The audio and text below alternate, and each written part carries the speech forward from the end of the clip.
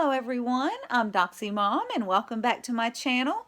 If you haven't done so already, I'd greatly appreciate it if you'd hit that little subscribe button and you can ring the bell for notifications. If you like this video, give it a thumbs up, and of course you're free to share all of my information. But I've got some news for you today. First off, I have a very big number, 100,935. That's how many federally sealed indictments that are on the books right now. Guys, normally in a normal time there would be between 1,100, 1,200, maybe as high as 2,000, but we're at 100,935 sealed indictments, and an indictment can have many names attached to it. So just remember that. But people who say things aren't happening, I've heard that in June there are going to be a lot of arrests in June. So, some good news for our farmers. Trump finally signed the disaster aid bill, the $19.1 billion bill that the Democrats did not want him to sign. Whoops, I'm having some problems with my camera. Sorry about that.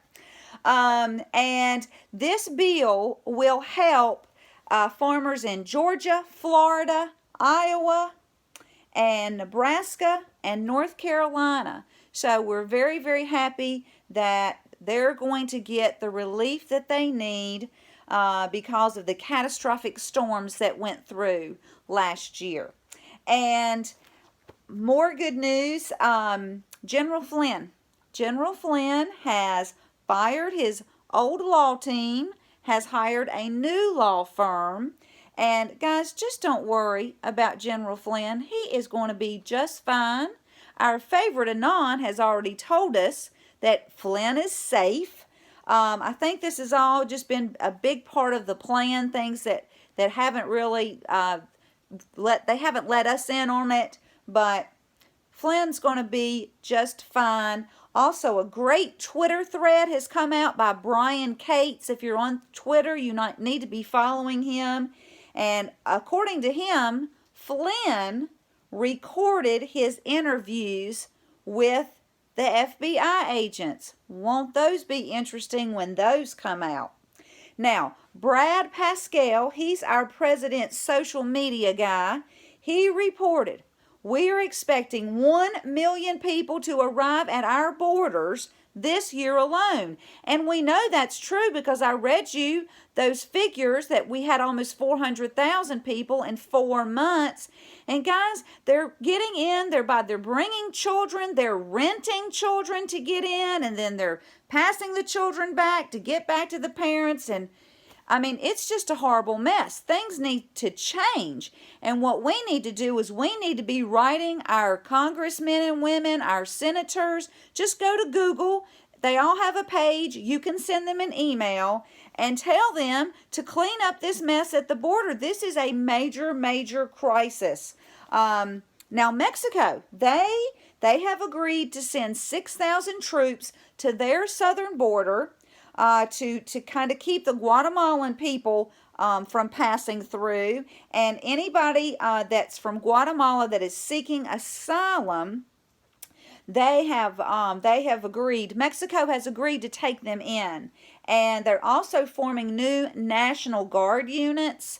And this I got from Charlie Kirk. He's a very reliable source. He's on Twitter as well. But Mexico's taking care. They're taking President Trump serious about these tariffs. And June 10th, well, June 10th is right around the corner. So, Mexico doesn't want the tariffs, and hopefully we're going to get this stopped.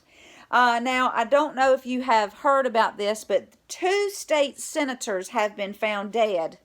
Both were shot. They've both been found in their homes. One was former Senator Linda Collins from Arkansas.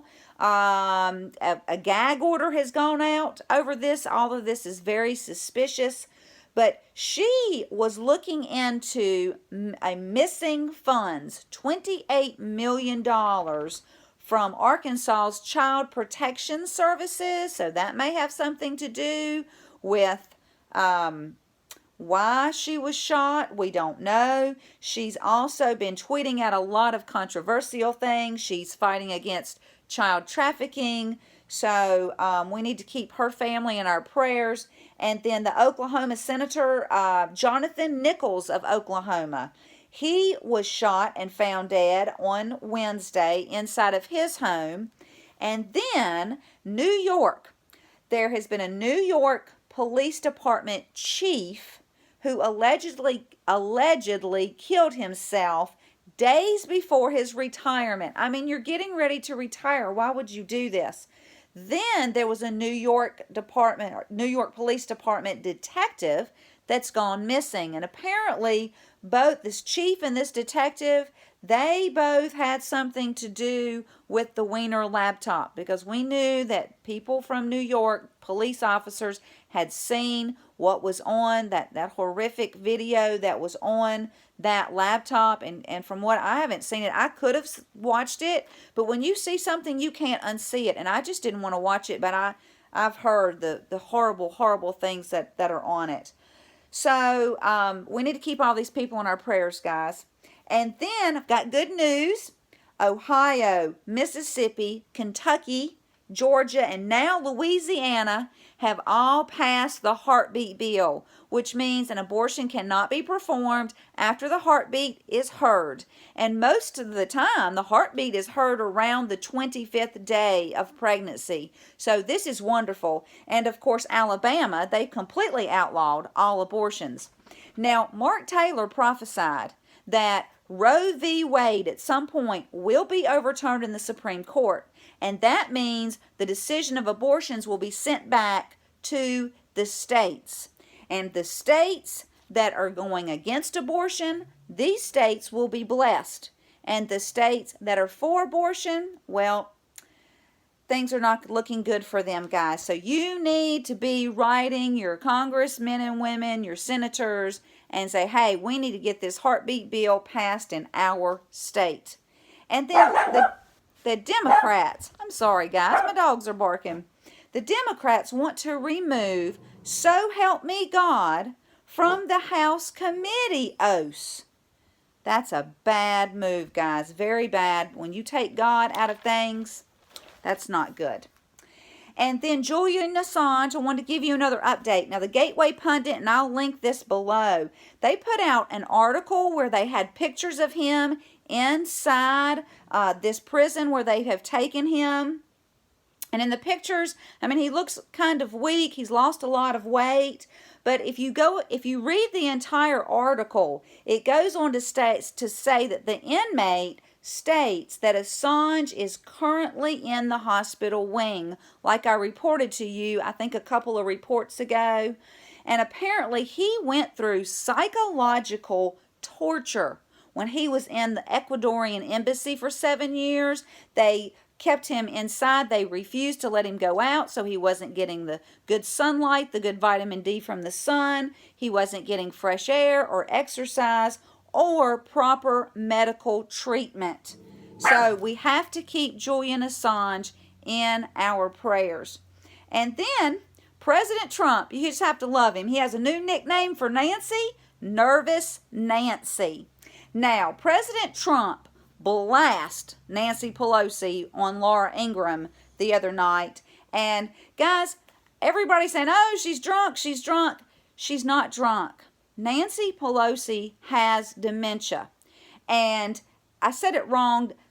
Alzheimer is a form of dementia. There's many different forms of dementia. But she has dementia. And she is on experimental drugs trying to slow this down. And these drugs, the side effects of these drugs make her look drunk with the slurred speech and the trying to come up with things to say. So that's what's happening with her, guys.